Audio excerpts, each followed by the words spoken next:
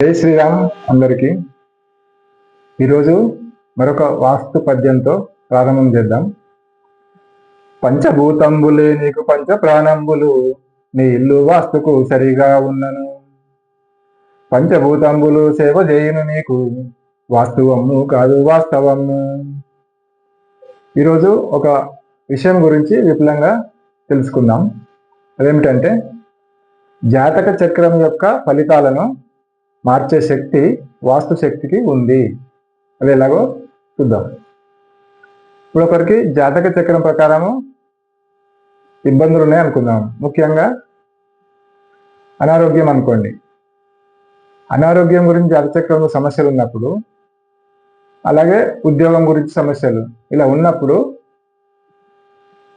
ఆయన ఉన్న ఇంటిని కూడా మనము పరిశీలించినప్పుడు జనరల్గా ఆ సమస్య ఉన్నప్పుడు ఆయనకి వాయువ్యంలో దోషం ఉంటుంది.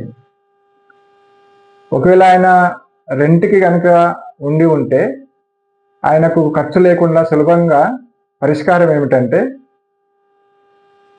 మరొక వాస్తు ప్రకారంగా ఉన్నటువంటి మరొక ఇల్లుని చూసుకొని అందులోకి మారడం ద్వారా ఆయన ఆ సమస్యని అధిగమించవచ్చు.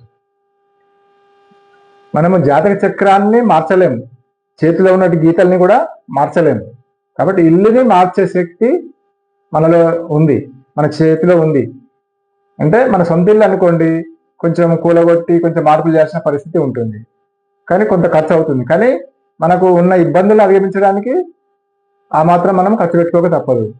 ఒకవేళ మనకు అనారోగ్యం ఉన్నప్పుడు హాస్పిటల్కి పోవాల్సిన పరిస్థితి వస్తే హాస్పిటల్లో వేలకు వేలు లక్షల బిల్లు పెట్టే బదులు మన ఇంటి దోషాలను సవరించుకోవడం ద్వారా మన యొక్క దుష్ప్రభావాలను మనం తగ్గించుకొని మనం శుభాలను పొందే అవకాశం మనకు ఉంటుంది.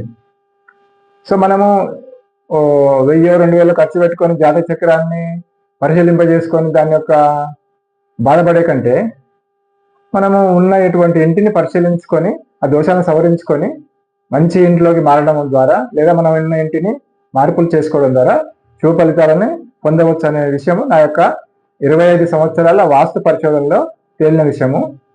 జై శ్రీరామ్.